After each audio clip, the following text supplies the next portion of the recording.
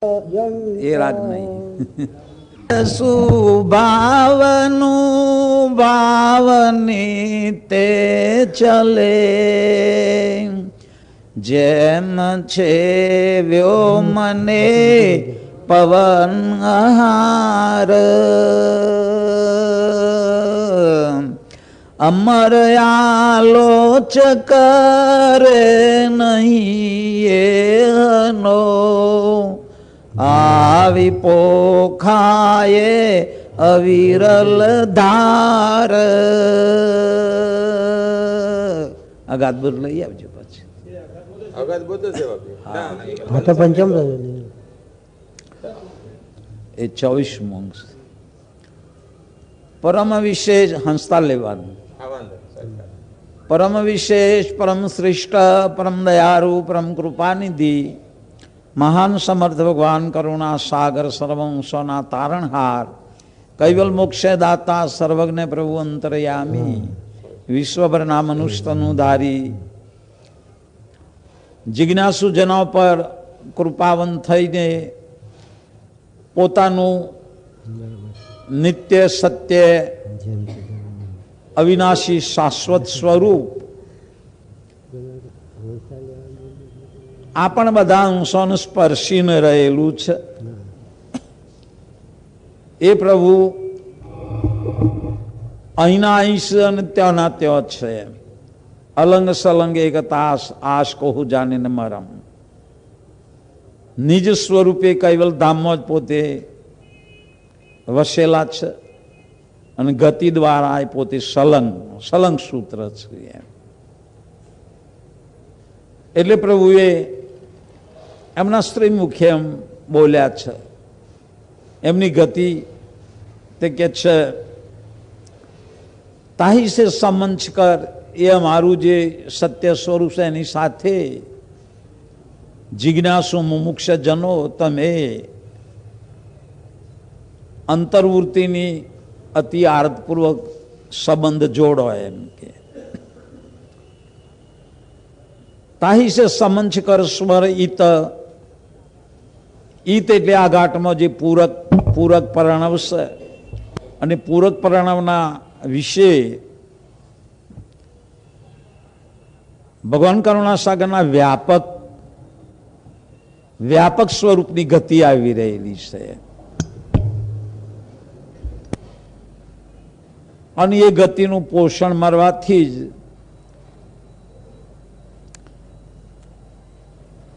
ઓમકારની આદિ બધો તત્વો સાવધતાવાળો અને પ્રફુલ્લિત થયેલો છે. એ પ્રભુના સત્ય સ્વરૂપ સિવાય એક અણુ માત્ર પણ ખાલી નથી. તાહી સે સમંચ કર સ્વર ઈત રહે હું સકલ ઘટ વ્યાપ.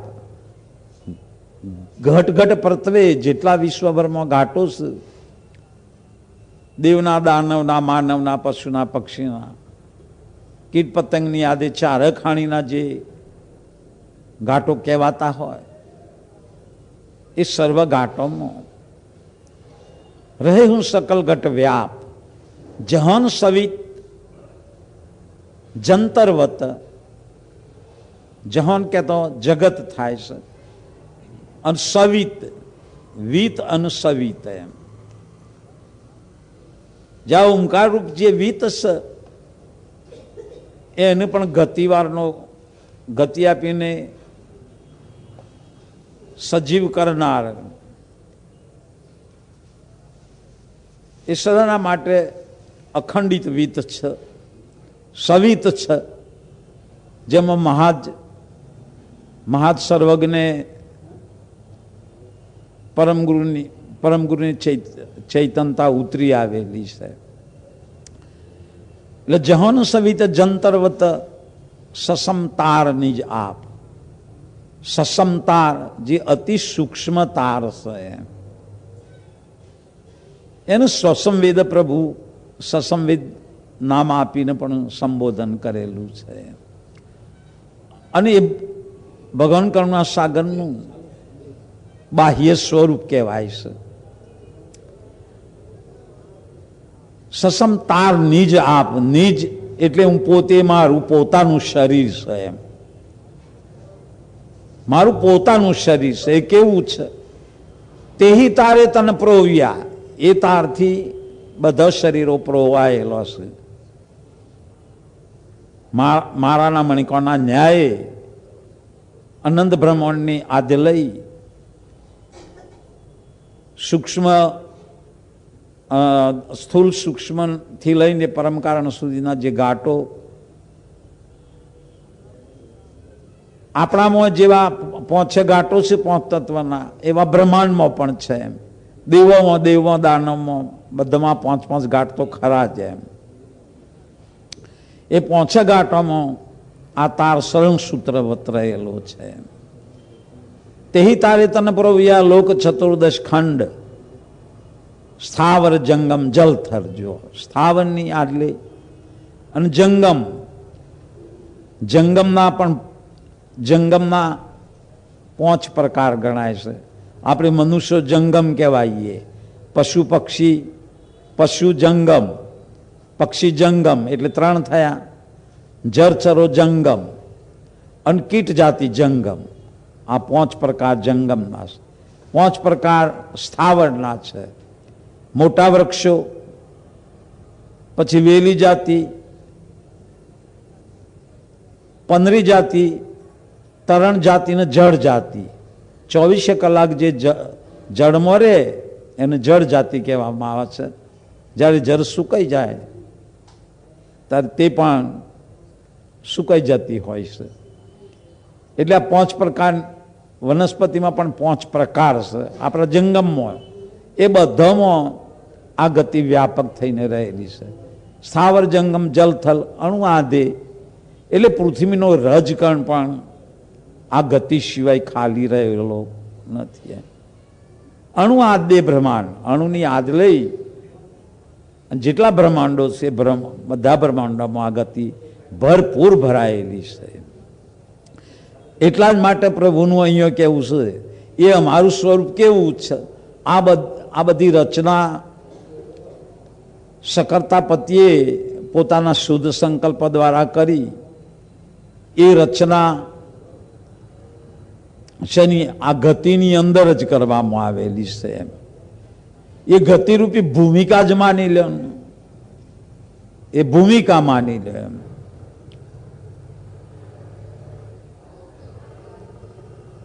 એટલે પ્રથમ સકર્તાપતિએ જે અંકુરોની રચના કરી અને એ અંકુરી સૃષ્ટિ એમને અંકુરી સૃષ્ટિ ચલાવી હતી, પણ અંશને પ્રેરક કર્યા સિવાય, અંશની અંદર વસાયા સિવાય અંકુરો ચલિત થયો નહીં એમ. એટલે સકર્તાપતિએ વિચાર કર્યો કે ઓંગળી કાપ્યા સિવાય લોહી આવશે નહીં એમ. એટલે અંતર્વૃત્તિના અંશો ઉત્પન્ન કરીને અંકુરોમાં વસાયા. અંકુરોમાં એવી એમની કરામત કરેલી ને, એ અંકુરમાંથી જ, જેમ બીજકની અંદર અંકુર હોય છે, એ અંકુરોમાંથી જ ઉત્તર આ બધો પસારો થયેલો છે. બધાનું મૂળ કારણ અંકુર છે. ત્યારે એ અંકુરો પહેલો, અંકુરૂપી આ બીજકો પહેલો બ્રહ્મ ભૂમિકામાં નિર્માણ કરે, ત્યાં રોપ્યો. અને સકર્તાપતિની એમની દ્રષ્ટિનું જીવન મળતો, પોષણ મળતો. એ અંકુરો ઉદ્ભવ્યો એમ.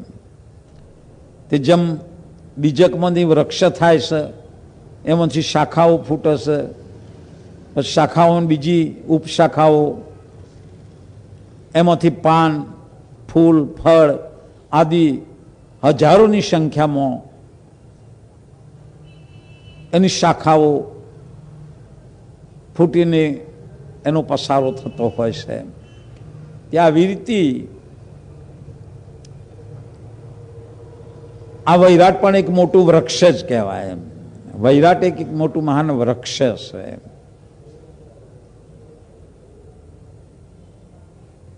અને એની રચના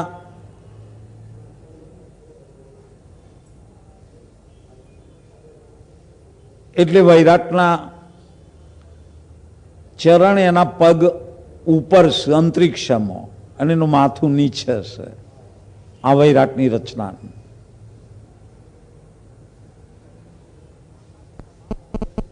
આકાશ અમાપ વસ્તુ છે.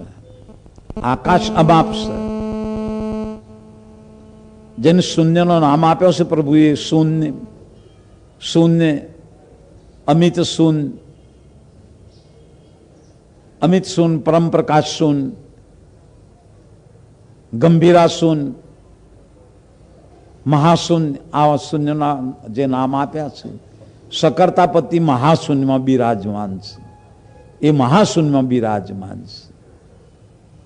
અને અંશને ગંભીરા શૂન્યમાં એને સ્થાપિત કરવામાં, અંશોને ગંભીરા શૂન્યમાં મૂકેલા છે. ત્યારે આવી રીતે શકર્તાપતિએ પોતાના સાનિધ્યમાં જ અંશોને રાખેલા છે. પણ પ્રણવ દ્વારા અંશની દ્રષ્ટિનો ભાસ જે ઉતરી આવ્યો તે ઉત્તરો પ્રણવ અને ચૈતનતા, અંશવૃત્તિની ચૈતનતા બંને મિશ્રવત સાથે મળી અને બધા તત્વને વિકસાયેલો હશે કે જે તત્વનો જેટલો સુધીનો વેગ એને વિકસાવીને તેટલા સુધી પસારો. અંશની ચેતનાએ, પ્રણવ એ જીવન છે, અંશની ચેતનાએ પ્રણવનું સજીવન કર્યો છે. એટલે આ બે વસ્તુ, તત્વનું જીવન પ્રણવ છે, તત્વનું જીવન પ્રણવ છે, પણ અંશનું જીવન પ્રણવ નથી. એમ અંશનું જીવન જેની સજ્જતામાંથી એ ઉત્પન્ન થયું ને એ મહાચૈતન ગતિ, મહાચૈતન ગતિનું પોષણ અંશને મળે છે. પણ અધોદ્રષ્ટિના કારણે આપણને એ જ્ઞાન નથી. એટલે અત્યાર સુધી શકર્તાપતિનો વિયોગ આપણે સહન કરતા કરતા આવવું પડ્યું, હજુ કરીએ પણ છીએ.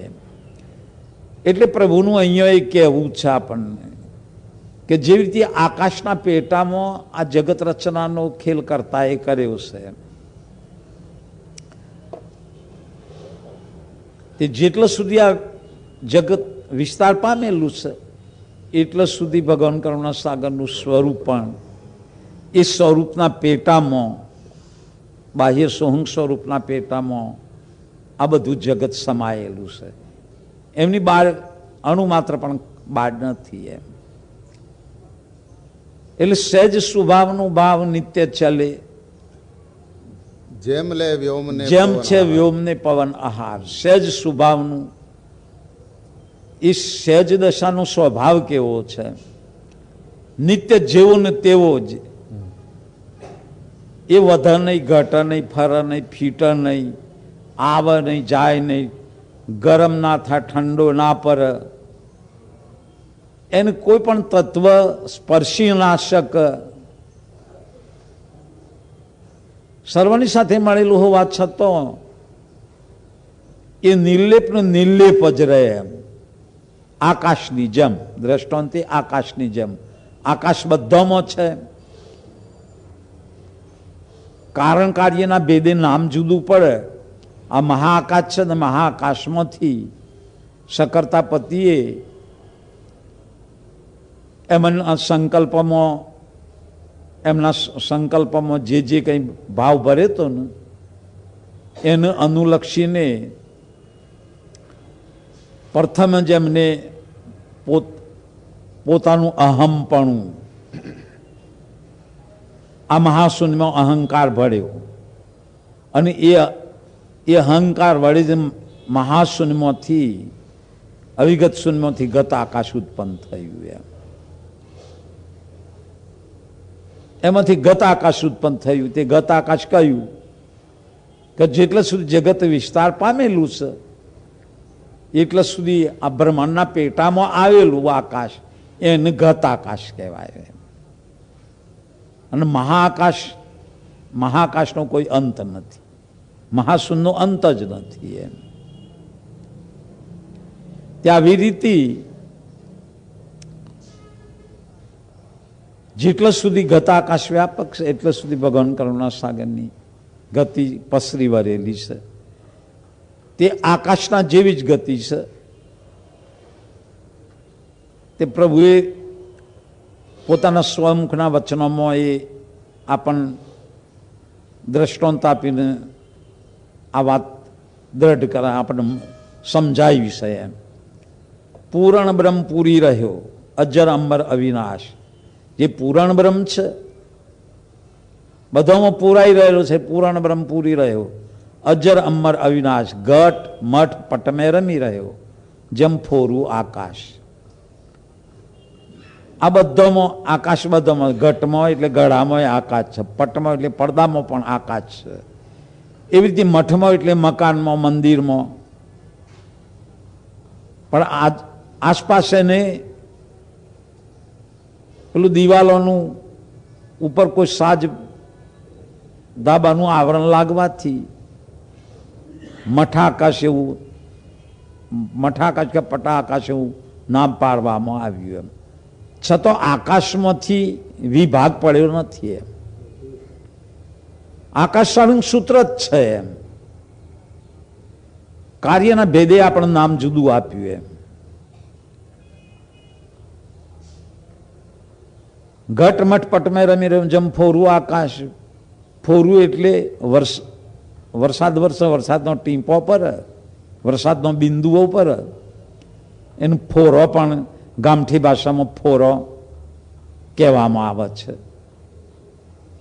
અત્યારે લોકોની વાણીમાં સુધારો થઈ ગયો એટલે ભાગ્યે જ કોઈ એવું બોલતું હશે.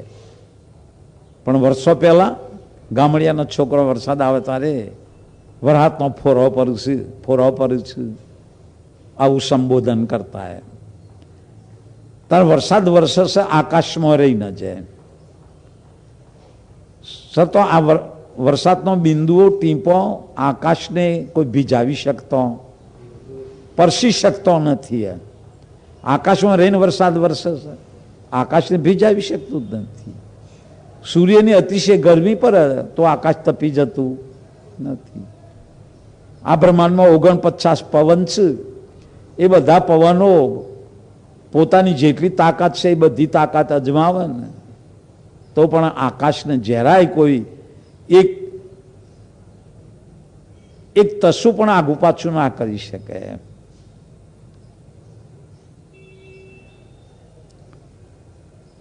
એટલે કોઈ રકમ નથી. આ રકમ હોય તો આગી પાછી થાય ને. આકાશ જેવું ને તેવું રહે છે. એમ ભગવાન કરુણા સાગરનું આ બાહ્ય ચૈતન્ય ચિદ સ્વરૂપ છે. આવું સ્વરૂપ છે. એમને કોઈ તત્વ સ્પર્શી શકતું નથી. એમ અને એવું જે સ્વરૂપ છે તે કે છે એની સહેજ પેલું કોઈ સૂર્યની ગરમી, સૂર્ય એને તપાવી શકતો નથી, પવન ચલિત કરી શકતો નથી, વરસાદ એને ભીજાવી શકતો નથી, એના વિભાગો પાડવા તો પડતા નથી. જેવું ને તેવું સદાના માટે રહે છે. એટલે એનું સહેજ સ્વભાવ કહેવાય. જેમાં કંઈ પણ એ વધે નહીં, ઘટે નહીં, ફરે નહીં, ફીટે નહીં, આવે નહીં, જાય નહીં, આવું એનું સ્વરૂપ હોવાથી એનું સહેજ સ્વભાવ કહેવાય. તે સહેજ સ્વભાવનું ભાવ નિત્ય ચાલે. નિત્ય એટલે હંમેશા માટે જેવું ને તેવું રહે છે. જેમ સ વ્યોમને પવન આહાર. વ્યોમને એટલે આકાશનું, આકાશનો આહાર પવન છે. અમર આલોસ કરે નહીં એનો. આકાશનો આહાર પવન છે, પરંતુ આકાશ પવનનું પોષણ લેવાના માટે ચિતવન કરતું નથી. આલોચન એટલે ચિતવન કરતું, ચાહના કરતું નથી. છતાં સહેજ સ્વભાવે પવન આકાશમાં પોસાય છે. અમર નામ પણ આકાશનું જ છે. અમર આલોચ કરે નહીં એનું, આવી પોખાય અવિરલ ધાર. અવિરલ ધારા એ પવન આવીને અંદર આકાશના ઓદરમાં પોસાય છે. આવી રીતે ભગવાન કરુણાસાગરનું જે વ્યાપક સ્વરૂપ છે એ વ્યાપક સ્વરૂપનું ઓળખવાના માટે આપણે પણ સહેજપણું ધારણ કરવું પડે. એ સહેજપણું ક્યારે આવે તો પ્રભુ આશાવળી પદમાં બોલ્યા, આપણને ઘણા સાક્ષી શબ્દમાં આપણને સમજ આપેલી છે. તે પ્રભુ કહે છે, ધર્મરાયે કરતા સંતોષા, સંતોષ કે શીલ પિતા. શીલ તે સહેજ, સહેજ તે સમજ હૈ. શીલ તે સહેજ, સહેજ તે સમજ હૈ. સતકુવેર ઉર રાખ્યા હો સંતો, સમજણ કા ઘર નિકા. તાતે જોગ ભોગ સબ ફીકા હો સંતો, સમજણ કા ઘર નિકા. સમજણનું ઘર બહુ નજીક છે, દૂર નથી.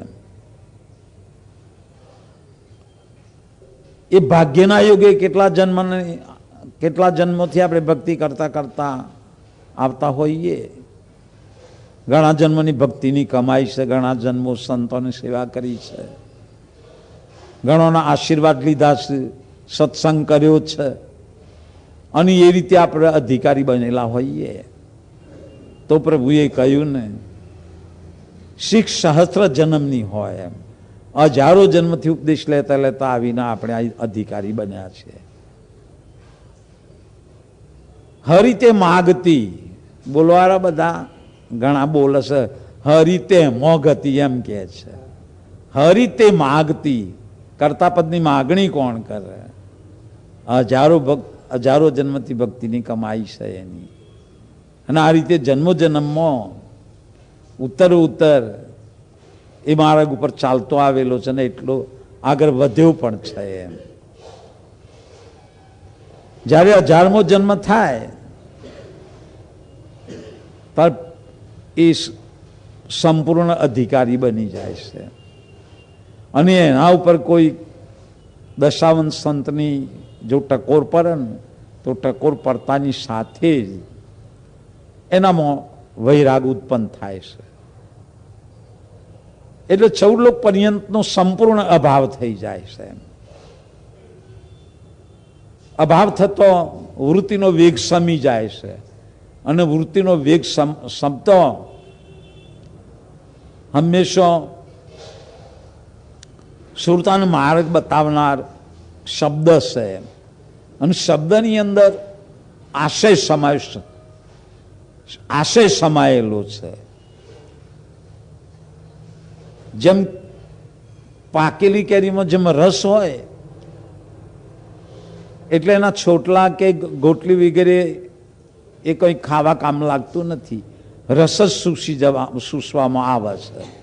શેરડીમાં પણ રસ ભરેલો હોય છે એટલે એના છોટલા સહિત એ પણ ખાવામાં આવતું નથી, રસ જ સૂસવામાં આવતું હોય છે. એમ શબ્દમાં જે સમાયેલું રહસ્ય છે ને એ રહસ્યનું ગ્રહણ આપણે કરવાનું છે. શબ્દની રચના તો અક્ષરોથી થયેલી છે એટલે અક્ષરો છોડી દેવાના છે. આશય કોને બતાવે છે? અને આ વાત આપણી સમજમાં આવે ને, અને એ આશયનું સુરતા ગ્રહણ કરે તો આશય એને નિજગર બતાવે. એ આશય આપણા અંતરંગના ભાવમાં ધારણ કરવાનો છે, તેમાં સુરતા જોડવાની છે. એટલે આવી રીતે અંતરંગનો ભાવ, આશય અને પરમ ગુરુની પ્રેરણા, આ યોગ મળે ને એટલે તુરત જ એને રસ્તો પ્રાપ્ત થાય છે. એટલે ભગવાન કરુણાસાગરનું કહેવું છે કે આવી રીતે શબ્દ વિના સુરતા વધરી કહો કહો કો જાય, દ્વાર ના પાવે શબ્દ કા તો ફિર ભટકો ખાય. જો જે શબ્દ અગમ્ય ગતિનો જે શબ્દ છે એને જાણવા ના મળે ત્યાં સુધી સુરતા સંસારમાં આજથી જગત રચાયું ત્યાંથી ફેરા માર્યા જ કરે છે. સુરતી ફસી સંસાર મેં તાતે પડે હે દૂર. સુરતી બૌદ્ધિ સ્થિર કરો તો પીવું પાવો હજૂર. એ સુરતાને પેલી સ્થિરતા પર લાવવી પડે, પણ બાહ્યવૃત્તિના વેગ ના સમાય ત્યાં સુધી સ્થિરતા પર આવતી નથી એમ. અને સ્થિરતા પર આવે ત્યારે પછી એનો નૂરતનો સંગ થાય છે, અને નૂરત અવિગત નાદમાં લાગે છે, અને નાદ એને શૂન્યમાં લઈ જાય છે. એ નાદ શૂન્યમાં જઈને સમાય છે, ત્યાંથી પછી એને ત્યાં ગતિ મળે છે પાછી. એટલે અહીંયા ભગવાન કરુણા સાગરનું કહેવું છે કે જેમ આકાશ પવનની ચાહના કરતું નથી, છતાં આવી રીતે જે ભગવાન કરુણા સાગરનું સમર્પિત થયેલા જિજ્ઞાસુજન કે મુમુક્ષજન હોય તે આ પ્રમાણેની દશા તે કે છે ધર્મરાય કરતા સંતોષા. ધર્મરાય એટલે ધર્મના રાજા એમ. ધર્મ જીવ માત્રનો ધર્મ એક જ છે એમ. આપણો જે ગુરુ ધર્મ છે એ એક જ ધર્મ છે, ધર્મો અનેક નથી એમ. જેમ કોઈનું શરીર માત પિતા સિવાયનું નથી, તો જે માત પિતાથી પુત્ર જન્મ પામ્યો હોય એ પુત્રનો જન્મ માત પિતા સાથેનો જે ધર્મ કહેવાય છે એ બધાનો ધર્મ એક જ હોય. એ ધર્મ જુદા જુદા હોઈ શકતા નથી એમ. ત્રણ સ્ત્રી લોકોનો જે ધર્મ, જે પુરુષ સાથે લગ્ન ગ્રંથિથી જોડાયા એમની સાથે પતિવત ધર્મ પાળવાનો બધી સ્ત્રીઓનો એક જ ધર્મ છે. એ પણ ધર્મો ન્યારા ન્યારા હોતા નથી એમ. એવી જ રીતની વિદ્યાર્થીનો શિક્ષક સાથેનો ધર્મ, એવી જ રીતે સેવકનો ગુરુ સાથેનો ધર્મ, અંશનો કર્તા સાથેનો ધર્મ એમ. એટલે ધર્મો અનેક નથી ભલા, ધર્મ એક જ છે. અને એ સત્ય ધર્મને જાણ્યા વિના આ ભવસાગરમાં અત્યાર સુધી આપણે અથડાવવું પડ્યું છે.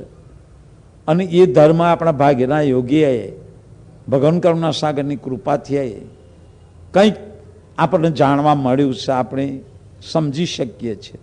છતાં એ ધર્મના રાહે ચાલવાના માટે હજુ એટલી આપણામાં સાવધતા નથી આવી, એટલું સચેતન પણ નથી આવ્યું. હજુ આપણું જીવન ગફલતમાં જ હા કે હજુ ગફલતવાળું જીવન આપણે જીવીએ છીએ. જેટલી આરતને આરસનું તજીને આરતની જેટલી જરૂર છે એટલી આરત આપણામાં જાગી નથી. અને આરત ના જાગે ત્યાં સુધી શ્રુતા લાગે કઈ રીતે? એટલે ભગવાન કરુણા સાગરનું કેવું છે કે આવી રીતે અમારું જે સ્વરૂપ છે એ સ્વરૂપ તો કે છે ધર્મરાય કરતા સંતોષા. એમને આવીને કર્તા પદ પ્રાપ્ત કરવાનો જે ધર્મ સ્થાપ્યો પરમ ગુરુએ, અને એ ધર્મને અનુસરવાવાળા જિજ્ઞાસુજનો હતા એ આપનપુનું ઓળખીને કર્તાના સન્મુખ થયા. એટલે કર્તાને ભારે સંતોષ થયો. ઓ મારા પરમ વિશેષ અંશએ ઘણું સર્વોત્તમ એમને કામ કર્યું એમ કે જગતમાં જઈ અને મારા સજાતીય અંશને બધાને લક્ષ્ય લખાવીને આ રીતે ભવબંધનમાંથી મુક્ત કર્યા. એટલે કર્તાને ભારે સંતોષ થયો. જે કર્તાનો સંતોષ થયો એ સંતોષ શીલનો પુત્ર ગણાય છે. સંતોષ કે શીલ પિતા. એ સંતોષના શિર ઉપર શીલપણું છે એ એનું પિતા પદ છે સંતોષનું. અને આપણામાં શીલતા બધા પર શીલતા, ઇન્દ્રિયો પર શીલ આવી જાય, અંતસ્કરણ પર શીલ લાગી જાય, ગુણો પર ગણ ઉપર શીલ લાગી જાય. એટલે આ બાજુના જગતમાં હોવા છતાં આ બાજુના કોઈ પણ વિકારો, આ બાજુનું કોઈ પણ આવરણ આપણને બાદ કરી શકતું નથી. આપણને એટલે કોણ? આ શરીર છે એ તો ભૌતિક પંચભૂતનું પૂતરું છે એમ. જેને માર્ગ ચાલવું છે એ કોણ છે? ભક્તિ કોના વડે? ઇન્દ્રિયો વડે ભક્તિ નથી કરવાની, અંતસ્કરણ વડે ભક્તિ નથી થતી. હા, ઇન્દ્રિયો અંતસ્કરણની ભક્તિ થાય છે, પણ એ દેવોની ભક્તિ, અવતારોની ભક્તિ, ગુણોની ભક્તિ થાય છે. પણ પરમ ગુરુની ભક્તિ કરવાની છે ને, એ આપણા અંતરંગથી કરવાની છે. આપણી સુરતા નૂરતા દ્વારા ભક્તિ કરવાની છે. અને સુરતા નૂરતા આ બાહ્ય વિલાસમાં ફસાઈ ગયેલી છે. એટલે આપણે પેલું સારાસાર સમજવાની ખૂબ જરૂર છે. નામરૂપ ગુણની આધિ જેટલા સુધી આ જગત વિસ્તરેલું છે એ બધું જગત અસાર છે.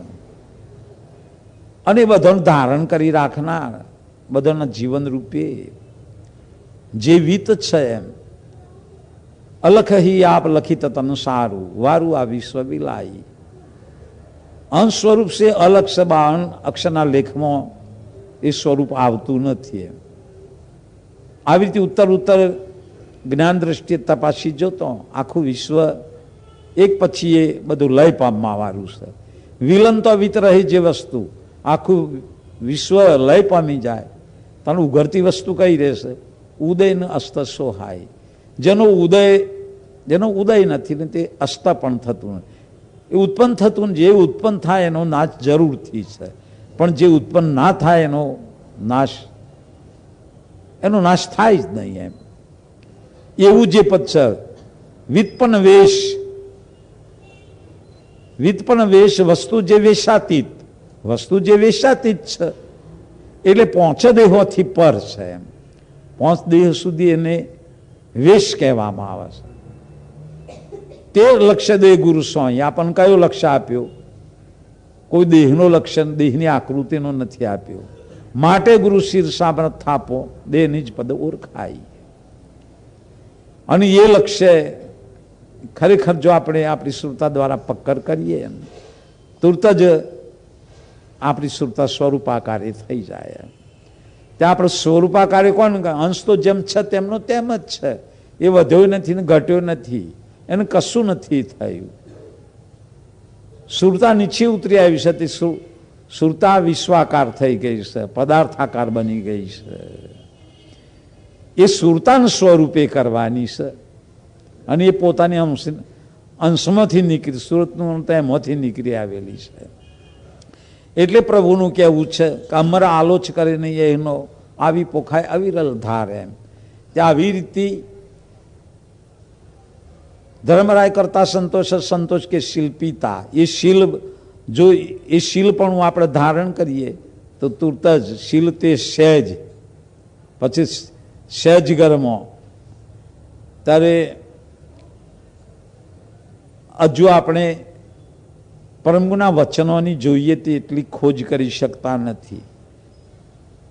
આ પંચદેહની રચનામાં પ્રભુએ જે તત્વો બતાવે, મેન તત્વો આપણે ગણીએ તો 22 તત્વનો અસ્થૂલ દેહ છે. એટલે રજોગુણની 10 આકાંક્ષાને એટલે 10 ઇન્દ્રિયો ગણો ને, પેલી અવ્યક્ત ઇન્દ્રિયો, આકાંક્ષા અવ્યક્ત ઇન્દ્રિયો, આ વ્યક્ત એમાંથી વ્યક્ત થયેલી છે. એ રજોગુણની 10 આકાંક્ષાઓ રજોગુણ એટલે 11 અહંકાર ગણના પંચભૂત ને પંચમાત્રા ને અહંકાર ગણ એટલે 11 થયા.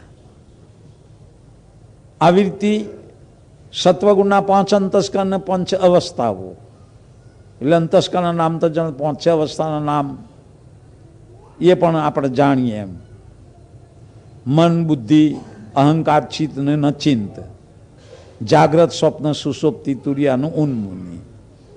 આવી રીતે સ્વકાશ ગણના તત્વો કયા છે?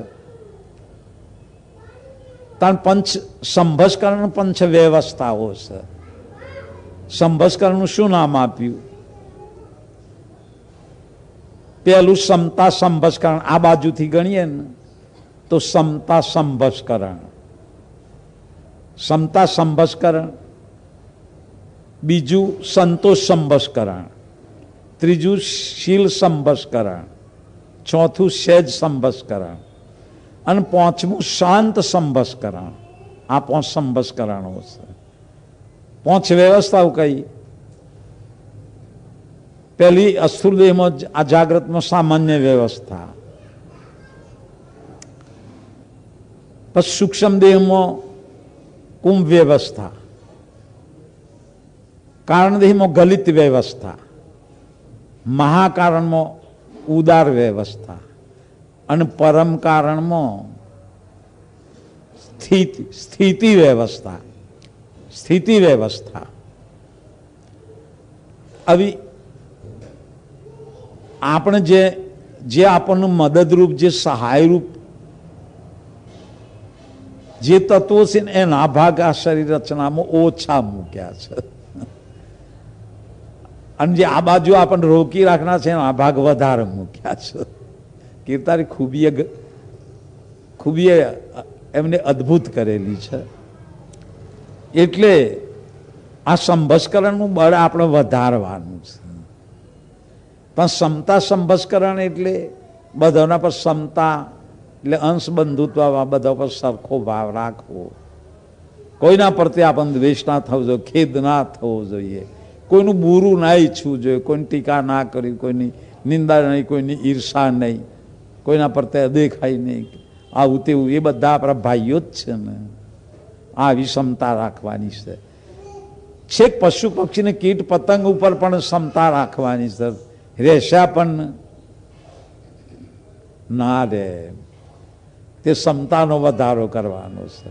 પણ સૂક્ષ્મ દેહમાંથી કલ્પનાઓની આકાંક્ષાઓ ઉદ્ભવ છે, એટલે ત્યાં સંતોષ રાખવાનો. અથા પ્રાપ્તિ સંતોષ, જેટલું મર્યું હોય તેટલામાં સંતોષ માનવાનો. મિથ્યા કલ્પનાઓ નહીં કરવી, એમ કે આપણા ભાગમાં નિર્માણ થયેલું હતું તેટલું મળ્યું છે અને એમાં આપણને સંતોષ છે, આપણે ભૂખ્યા તો નથી રહેતા ને એમ. પછી શીલપણું એટલે જેમ ઊંઘી જઈએ છીએ, 10 ઇન્દ્રિયોનો વ્યવહાર બંધ પડી જાય છે, અંતસ્કરણો મન સુરતા પણ વિરામ પામી જાય છે. એટલે બીજો કોઈ બાહ્ય વ્યવહાર રહેતો નથી. એમ જો શીલને બધો વ્યવહાર બંધ કરી દીધો, એવી રીતે આપણી જાગ્રતમાં શીલપણું વર્તાવી અને જેટલું અનિત્ય આચરણ છે, અનિત્ય જેટલા વ્યવહારો છે એ બધા આ શીલપણા વડે બંધ કરી દેવાના છે. અને એના પ્રભાવે કરીને આપણને પેલી સહેજ દશા પ્રાપ્ત થાય. સહેજ દશા પ્રાપ્ત થાય એટલે આપોઆપ પ્રણવ નિયમિત બની એના મૂળ ઘરમાં વિરામ પામે છે. અને વિરામ પામે તો તત્વોનો અંત આવી જાય છે, તત્વોનો અંત આવી જાય છે એટલે તુરત સ્થિતિ વ્યવસ્થા અંશને પ્રાપ્ત થાય છે. પોતાના સ્વરૂપની સ્થિતિ એ થાય છે. સદાના માટે પરમ શાંતિ. તો કોઈ આકાંક્ષા નથી ને કોઈ સંકલ્પ નથી ને બીજી ત્રીજી કોઈ પણ ભાવના પણ નથી. એમ એટલે આવી વિભૂતિઓ આપણામાં નિષ્કિરતાને મૂકેલી છે. પણ આપણો અભ્યાસ એક તરફી જ છે ને, એના માટે આપણે થોડો સમય લેવો પડે. દાખલા તરીકે બધા ભાઈઓ ને બહેનો પણ હવની શક્તિ પ્રમાણે ભણેલા હશે અને પોતાના બાળકોને પણ ભણાવે છે. એમ તે ભણાવવામાં આપણું બાળક કેટલો ભોગ આપે છે. એમ 5 વર્ષનું ભણવા તમે મૂકો ને, તે જેટલું ભણાવે તેટલા સુધી તેટલા વર્ષોનો ભોગ આપે છે. એમ એટલા વર્ષોનો ભોગ આપે છે, સમયનો ભોગ આપે છે, ધનનો ભોગ આપે છે અને પોતાના પુરુષાર્થનું કેટલું ધ્યાન આપે છે. ત્યારે ડિગ્રીને પ્રાપ્ત કરે છે. જેટલી ડિગ્રી પ્રાપ્તિ કરવી એટલું જ એને પુરુષાર્થ કરવું પડે છે. તારે એટલી વિદ્યા એને પ્રાપ્ત કરી તો એ વિદ્યા દ્વારા એ શું કરવાનું? કમાવાનું. કમાતો આવરવાનું. સારું ભણ્યો છે એટલે સુગમતાથી ઘણા પૈસા કમાય એમ. એ પૈસાથી શું કરીએ આપણે કે જે ભૌતિક પદાર્થો વસાવીએ, સારા મકાનો બનાવીએ, સગાવાલાનો સારી રીતે વ્યવહારો એમના રાખીએ, ને આવી રીતે આલોકમાં એમ સારું બધું દેખાય એમ. પણ આપણે પોતે જે અંશ કહેવાઈએ છે ને એના ઉપયોગનું આમાંથી કશું ખરું? કેટલા વર્ષોનો ભોગ આપ્યો તો અંશના કામનું કશું ખરું? આ વિદ્યા આયુષ પૂરું થયું એટલે બધું જનું ત્યાં રહી જાય, એનું પણ વિસર્જન થઈ જાય છે. એ વિદ્યા બીજા જન્મ પાછી પ્રાપ્ત નથી થતી. ભલા આ ભણતરમાં જેટલો ભોગ આપીએ છીએ તો આ ભક્તિના ભણતર માટે તે પેલા કોઈક સંત બોલ્યા છે, આવો હરિજનો હેતથી રે ભણતર ભક્તિનું ભણીએ રે, પ્રેમની પાટીઓ લઈને લેશન લક્ષ્યનું કરીએ રે. લક્ષ્યનું લેશન કરવાનું બતાવ્યું ખરું?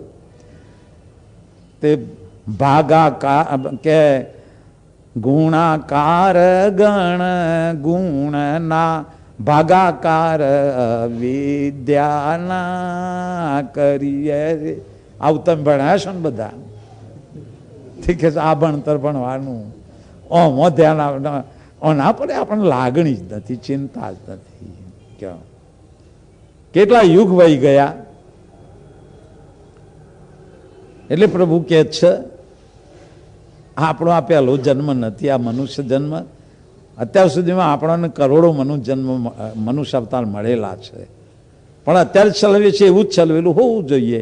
એટલે ફેરો ચાલુનો ચાલુ જ રહ્યો છે અને એ ફેરો આપણે મટાડવો છે.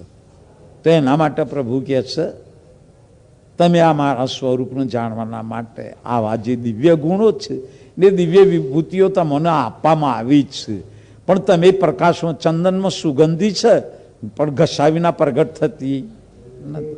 એ ચંદનને ઘસવું પડે એમ આપણામાં જે વિભૂતિઓ છે પ્રગટ કરવી છે તો શા નથી થાય? એના માટે સંતનો સમાગમ સત્સંગ કરવું પડે, એના માટે લક્ષ્ય ભજન કરવું પડે, પરમગુના વચનોની રહેણીમાં રહેવું પડે. અને આ રીતે વચનોની રહેણીમાં રહેવું, એના વચનોની ખોજ કરવી અને ખોજ દ્વારા જે સમજમાં આવે ત્યાં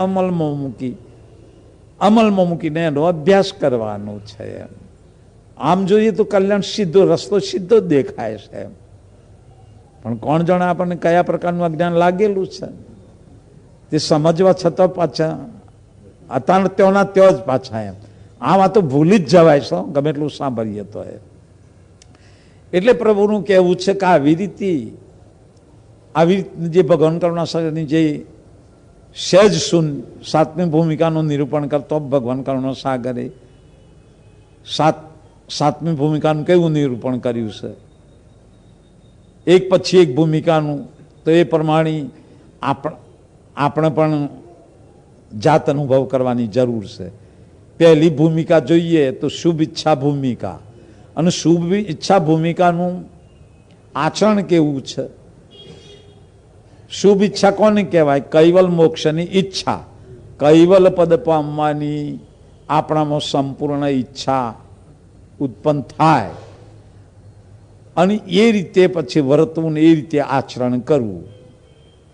એટલે જોવું, જાણવું, સાંભળવું, ખાનપાન જે કંઈ કરવું તે શુભ ઈચ્છાને અનુલક્ષીને